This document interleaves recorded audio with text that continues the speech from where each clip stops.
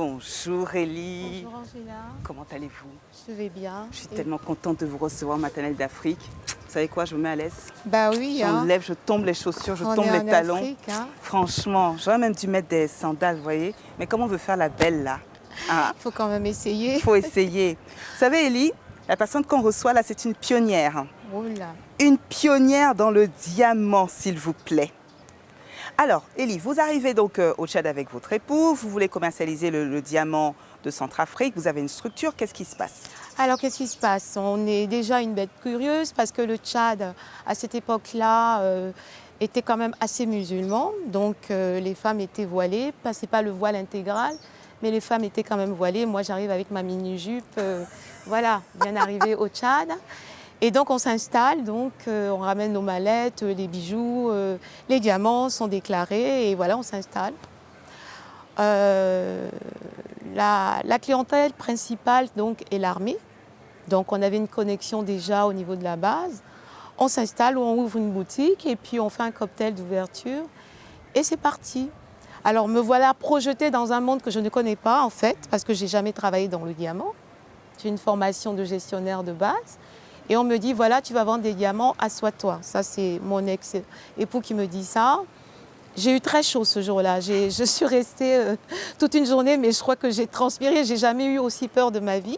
Parce qu'il faut parler d'une pierre que je ne connais pas. On m'a fait quelques briefings et puis voilà, me voilà lancée dans tout ça.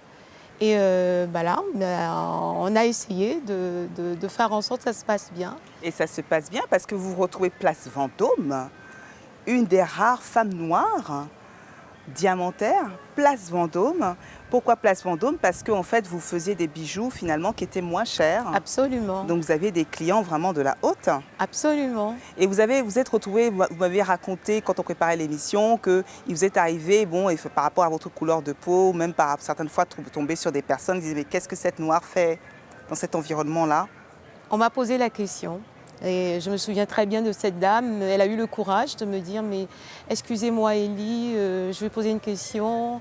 Le monde du diamant est très cloisonné. Comment ça se fait que des Noirs fassent ce métier-là? Alors moi, calmement, je la regarde et j'ai fait un grand sourire en disant, mais écoutez, réfléchissez un peu. Je pense que le diamant sort du sous-sol africain. L'or sort du sous-sol africain. Quoi de plus naturel qu'une petite négresse vende du diamant? Elle m'a regardée et puis m'a dit, bah oui, Ouais. en effet. Ouais, En effet, vous avez raison. c'est cohérent. Oui. Et puis un jour, vous vous faites braquer au Tchad. Et oui, et oui, et oui. Ça, c'est aussi l'autre revers de la médaille, hein, parce qu'on parle de diamant, c'est toujours beau, mais il y a toute une notion de sécurité derrière.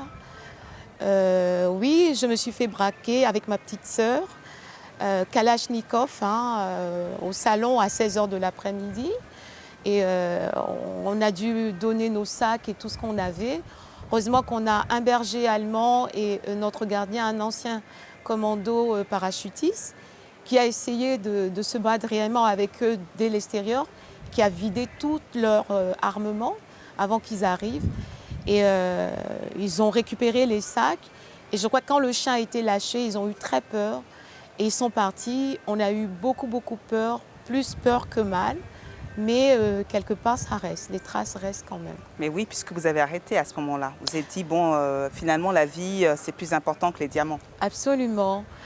Quand ça s'est passé, je suis restée quand même encore 4 années quand même. D'accord. 4 années, mais à me poser des questions, je reste pas. J'ai des enfants quand même. Oui. Vous avez deux filles. 2 filles. Et je me disais, qu'est-ce qu'on fait? Alors, à un moment donné, j'ai compris que bon, il faut tourner une page, 19 ans de vie. C'est bon, on tourne une page et puis on va voir ailleurs. Alors, vous arrêtez. Et puis finalement, cette expérience dans le diamant, dans les bijoux et autres, ça a développé chez vous un petit côté artistique, ce qui fait qu'aujourd'hui, vous faites quoi? Ah ben, je fais de l'architecture d'intérieur. Je fais de l'architecture d'intérieur parce que en fait, quand on fait des bijoux, quand on les vend, il faut faire des showrooms. J'ai essayé de pousser plus loin et toujours plus loin. Au lieu de me cantonner à N'Djamena, j'allais tout dans les pays d'Afrique en fait pour commercialiser les bijoux, de la joaillerie. Et à chaque fois, je prenais des espaces, il faut les agencer, les aménager et faire rêver les gens. Ouais. Je crois que sans vraiment compter, j'en ai fait plus d'une centaine de showrooms comme ça, éphémères. Et je me suis découvert cette envie de changer l'espace, de faire rêver les gens, de créer des atmosphères. Et ça m'a conduit naturellement vers l'architecture d'intérieur.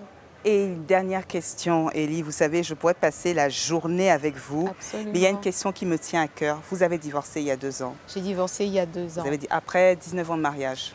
Oui. Après 19 ans de Non, mariage. même plus, après Même 30 ans plus de mariage. 19 ans de vie sur le plan de la joaillerie, Oui.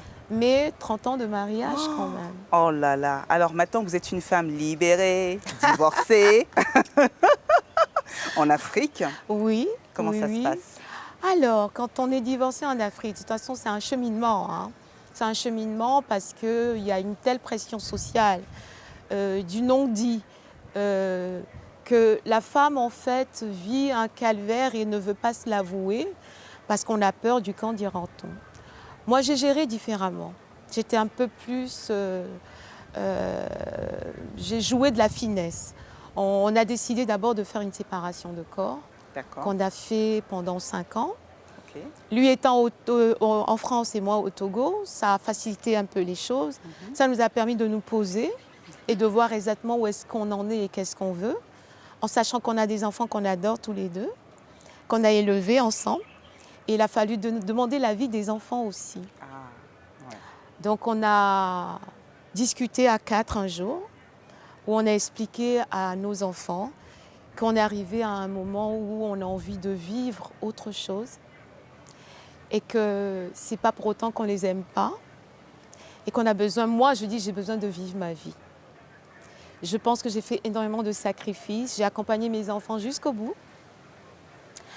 Elles sont des femmes aujourd'hui, responsables, travaillent toutes les deux et je me dis j'ai droit à mon petit cocon un peu de bonheur et mes filles ont parfaitement compris.